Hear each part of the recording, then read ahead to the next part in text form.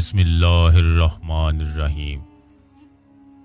حضرت ابراہیم علیہ السلام کی عمر مبارک 46 برس ہو چکی تھی، تاہم اولاد کی نعمت سے محروم تھے۔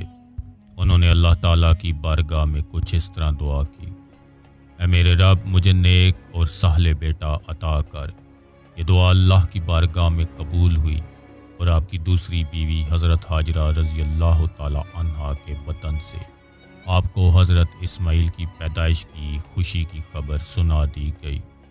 عبرانی زبان میں اسماعیل کا تلفظ شمائل ہے، کیونکہ اولاد کے لیے آپ علیہ السلام کی دعا سن لی گئی تھی، اسی لیے آپ کا نام اسماعیل رکھا گیا۔ حضرت سارہ رضی اللہ تعالی عنہا حضرت ابراہیم علیہ السلام کی پہلی بیوی تھی، اس لیے حضرت ہاجرہ رضی اللہ تعالی عنہا کے بطن سے حضرت اسماعیل علیہ السلام کی پیدائش کی خبر ان پر شوق گزری، اس لیے انہوں نے حضرت ابراہیم علیہ السلام سے اصرار کیا کہ حضرت ہاجرہ رضی اللہ تعالی عنہا اور ان کے بیٹے کو یہاں سے دور کر دو، یہ لوگ میری نگاہ کے سامنے نہ رہیں۔ حضرت ابراہیم علیہ السلام کو یہ بات بہت ناگوار گزری، مگر بارگاہ الہی سے جب حکم ہوا کہ حضرت ہاجرہ اور اسماعیل کو عرب کے ریگستان میں چھوڑ دیا جائے، حضرت ابراہیم علیہ السلام حضرت ہاجرہ رضی اللہ تعالی عنہ اور حضرت اسماعیل رضی اللہ تعالی عنہ کو اسی جگہ لے آئے جہاں آج کعبہ ہے۔ اس زمانے میں یہ جگہ بالکل غیر آباد تھی، ایک تلی کھجور اور ایک مشکیزہ پانی کے ہمراہ آپ نے انہیں وہاں چھوڑ کر جب جانے لگے تو بی بی ہاجرہ رضی اللہ تعالی عنہا نے انہیں روک کر کہا: ہمیں اس بیابان میں کہاں چھوڑ کر آپ جا رہے ہیں؟ حضرت ابراہیم علیہ السلام کی خاموشی پر حضرت بی بی ہاجرہ رضی اللہ تعالی عنہ نے کہا: یہ میرے رب کے حکم سے ہے۔ حضرت ابراہیم علیہ السلام نے ہاں میں جواب دیا۔ تب بی بی ہاجرہ رضی اللہ تعالی عنہ نے انہیں جانے دیا اور فرمایا: میرے لیے اللہ ہی کافی ہے۔ حضرت ابراہیم علیہ السلام جب چلتے چلتے ایسی جگہ پہنچے کہ دونوں ماں بیٹے نگاہوں سے اوجھل ہو گئے تو آپ نے اپنے دونوں ہاتھ بلند کیے اور اللہ کے حضور عرض کی: اے میرے رب، تو ان کو غیب سے روزی عطا فرما، اپنا فضل عطا فرما۔ حضرت ہاجرہ رضی اللہ تعالی عنہ چند روز تک مشکیزے سے پانی پیتی رہی اور کھجوروں سے گزارا کرتی رہی اور حضرت اسماعیل علیہ السلام کو دودھ پلاتی رہی۔ جب پانی اور کھجوریں ختم ہو گئی تب وہ پریشان ہو گئی، کیونکہ وہ خود بھوکی تھی، اس لیے دودھ بھی نہ اترتا تھا، اور بچے نے بھوک اور پیاس سے رونا شروع کر دیا۔ بچے کی بے چینی دیکھ کر حضرت ہاجرہ نے پانی کی تلاش شروع کر دی اور وہ صفا پہاڑی پر چڑھی کہ شاید کوئی اللہ کا بندہ نظر آ جائے یا کہیں سے پانی مل جائے، مگر کچھ نظر نہ آیا۔ پھر وہ واپس وادی میں آ گئی اور پھر وہ دوسری پہاڑی مروہ پر چڑھی کہ کہیں پانی نظر آ جائے۔ اس طرح آپ نے 7 چکر لگائے۔ مامتا کا یہ جذبہ اللہ تعالیٰ کی بارگاہ میں اس قدر مقبول ہوا کہ بیت اللہ کے لیے آنے والے ہر فرد پر اللہ تعالیٰ نے اسے لازم قرار دے دیا۔ حضرت ہاجرہ رضی اللہ تعالی عنہ کی سنت کی پیروی کرتے ہوئے صفا اور مروہ کے پہاڑی کی سعی کرتے، اس جستجو پر عمل کی مقبولیت کا اشارہ یہ بھی تھا کہ 7ویں چکر میں حضرت ہاجرہ رضی اللہ تعالی عنہا جب بچے کے پاس واپس آئی تو دیکھا کہ جس جگہ حضرت اسماعیل علیہ السلام روتے ہوئے ایڑیاں رگڑ رہے تھے وہاں سے پانی کا چشمہ جاری ہو گیا، اور یہ چشمہ آج بھی موجود ہے اور ہم لوگ اسے آب زمزم کے نام سے جانتے ہیں۔ ہزاروں سال گزرنے کے باوجود چشمے کا پانی اسی طرح جاری ہے۔ اللہ تعالیٰ نے اس میں مخلوق کے لیے شفا رکھی ہے۔ حضرت ہاجرہ رضی اللہ تعالی عنہا یہ معجزہ دیکھ کر بے حد خوش ہوئی اور اللہ تعالیٰ کا شکر ادا کیا۔ اس کے بعد آپ نے بچے کو پانی پلایا اور خود بھی اس سے مستفید ہوئی۔ اس وقت اللہ کی طرف سے ایک فرشتہ نازل ہوا اور ان کی طرف سے وعید سنائی: اے ہاجرہ، آپ خوفزدہ نہ ہو اور نہ ہی غمگین ہو، کیونکہ اللہ تعالیٰ آپ کو اس بچے کو ضائع نہیں ہونے دے گا، کیونکہ یہ اللہ کا گھر یعنی مقام بیت اللہ ہے جسے اس بچے کے باپ نے تعمیر کرنا ہے۔ کچھ عرصے کے بعد بنو جران نامی ایک قبیلہ پانی کی فراوانی دیکھ کر حضرت حاجرہ رضی اللہ تعالی عنہا کی اجازت سے یہاں آ کر آباد ہو گیا۔ حضرت اسماعیل علیہ السلام کا بچپن اسی قبیلے کے افراد کے درمیان گزرا۔ آپ حضرت اسماعیل علیہ السلام بچے ہی تھے۔ حضرت ابراہیم علیہ السلام نے خواب میں دیکھا حضرت ابراہیم علیہ السلام اپنے لخت جگر کو اللہ کی راہ میں قربان کر رہے ہیں۔ آپ علیہ السلام نے مسلسل 3 راتیں ایک ہی خواب دیکھا، لہذا آپ کو یقین ہو گیا یہ خواب یقیناً اللہ تعالیٰ کی طرف سے ہے۔ آپ علیہ السلام نے اللہ تعالیٰ کے حکم کی تعمیل کا ارادہ فرمایا اور اپنے بیٹے کو سنایا، اور پھر حضرت اسماعیل علیہ السلام سے پوچھا، میرے بیٹے، میں تجھے اپنے خواب کے پیش نظر اللہ کی راہ میں قربان کرنا چاہتا ہوں، بتا تیری کیا رائے ہے؟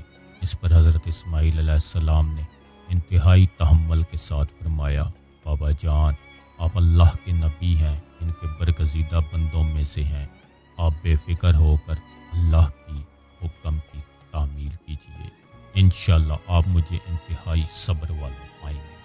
چنانچہ دونوں اللہ کے بندے حکم خداوندی کے لیے گھر سے نکل کھڑے ہوئے۔ روایت میں آتا ہے کہ ابلیس نے انہیں ناکام بنانے کے لیے کئی طریقے اپنائے۔ سب سے پہلے وہ بی بی حاجرہ رضی اللہ تعالی عنہا کے پاس پہنچا اور انہیں بتایا حضرت ابراہیم علیہ السلام اپنے بیٹے کو اللہ کی راہ میں قربان کرنے چل پڑے ہیں۔ اس پر بی بی حاجرہ رضی اللہ تعالی عنہا نے فرمایا، اسماعیل ہماری اکلوتی اولاد ہے، ابراہیم ایسا نہیں کر سکتے۔ پھر ابلیس نے کہا وہ اللہ کے حکم کے مطابق کر رہے ہیں۔ اس پر بی بی حاجرہ نے فرمایا، اگر یہ میرے خالق کی رضا ہے تو میں اس پر راضی ہوں۔ یہاں ابلیس کے سارے وار ناکام ہو گئے تو اس نے حضرت ابراہیم علیہ السلام کو اکسانے کا ارادہ کیا اور ان کے دل میں آپ کی شفقت کو ابھارنے لگا اور کہا، اے ابراہیم، اسماعیل آپ کی اکلوتی اولاد ہے، آپ عمر رسیدہ ہیں اور انہیں آپ کی نسل ہے اور انہی سے آپ کی نسل چلے گی، یہ آپ کیا کرنے جا رہے ہیں؟ اس پر حضرت ابراہیم علیہ السلام نے جواب دیا، مجھے میرا بیٹا اللہ نے دیا ہے اور یہ میرے پاس اللہ کی امانت ہے، میں اللہ کے حکم پر راضی ہوں، وہ جیسے چاہے حکم دے، ہم اس کے تابع اور فرما بردار ہیں۔ آپ علیہ السلام کے جواب سے بلعیس کو سخت مایوسی ہوئی، لیکن اس نے آپ کو بہکانے کی اپنی ناکام کوششیں جاری رکھی، حتیٰ کہ اس نے حضرت اسماعیل علیہ السلام کو بہکایا، لیکن وہ بھی اپنے مقصد پر ڈٹے رہے۔ حضرت اسماعیل علیہ السلام نے فرمایا، اپنے رب کی رضا میں راضی ہوں، میرے رب نے میرے بابا کو براہ راست میری قربانی کا حکم دیا اور انبیاء کرام کے خواب سچے ہوتے ہیں۔ کہا جاتا ہے کہ ابلیس نے انہیں 3 مرتبہ قربان گاہ جانے کی راہ میں حائل ہونے کی کوشش کی اور تینوں مرتبہ حضرت اسماعیل علیہ السلام اور حضرت ابراہیم علیہ السلام نے ان پر کنکریاں برسائے اور اسے کامیاب نہ ہونے دیا۔ یہی وہ سنت ہے جسے ہر سال حجاج کرام دہراتے ہیں اور یہ سنت رمی کہلاتی ہے۔ بلاخر دونوں باپ بیٹا وادی منی میں پہنچے جہاں اسماعیل علیہ السلام کو ذبح کرنا تھا۔ تب کائنات نے وہ منظر دیکھا جو اس سے پہلے کبھی نہیں دیکھا گیا اور نہ شاید قیامت تک دیکھا پائے گا۔ زمین و آسمان ساکت ہیں، کائنات حیران ہے، فرشتے عرش سے زمین پر عجیب و غریب منظر دیکھ رہے ہیں۔ تبھی اسماعیل علیہ السلام کہتے ہیں، ابا جان، آپ دونوں ہاتھ اور دونوں پاؤں باندھ دیجئے تاکہ چھری چلاتے وقت آپ کو کوئی دقت نہ ہو، اور ابا جان مجھے زمین پر منہ کے بل لٹائیے گا تاکہ میرا چہرہ زمین کی طرف ہو۔ اگر میرا چہرہ آپ کی طرف ہوا تو کہیں آپ کو مجھ پر ترس نہ آ جائے اور آپ مجھے ذبح نہ کر پائیں۔ ابا جان اپنی آنکھوں پر پٹی باندھ لیجئے اور ذبح کرنے کے لیے میرا کرتا میری ماں کو دے دینا، انہیں صبر آ جائے گا۔ باپ نے کہا، ان سب باتوں پر عمل کیا۔ بیٹے کا ماتھا چوما، پاؤں باندھے، بیٹے کو زمین پر منہ کے بل لٹا دیا اور چھری چلا دی، لیکن چھری نے حضرت اسماعیل علیہ السلام کا گلا نہ کاٹا، کیونکہ اللہ کو کچھ اور ہی منظور تھا۔ حضرت ابراہیم علیہ السلام چھری چلاتے ہیں مگر چھری نہیں چلتی، آپ اور زور سے چلاتے ہیں مگر چھری چلنے کا نام نہیں لیتی۔ آپ علیہ السلام چھری سے فرماتے ہیں، اے چھری تو کیوں نہیں چلتی؟ میرے ننھے اسماعیل کا گلا تو بہت نازک ہے، تو کیوں نہیں چلتی؟ عرش پر فرشتے خاموش، زمین پر ایک انسان کے اللہ سے محبت کا عجیب منظر دیکھ رہے ہیں۔ تب اللہ پاک عرش سے حضرت جبرائیل علیہ السلام سے فرماتے ہیں، اے جبرائیل جاؤ اور جنت سے مینڈا لے جاؤ، میرا خلیل میرے پیچھے نہیں ہٹ رہا، جاؤ اس کی قربانی کرو۔ تب حضرت جبرائیل علیہ السلام جنت سے مینڈا لے جاتے ہیں اور حضرت اسماعیل علیہ السلام کو چھری کے نیچے سے ہٹایا اور مینڈے کو رکھ دیا۔ اب چھری کو چلنے کی اجازت ملی اور چھری چل گئی۔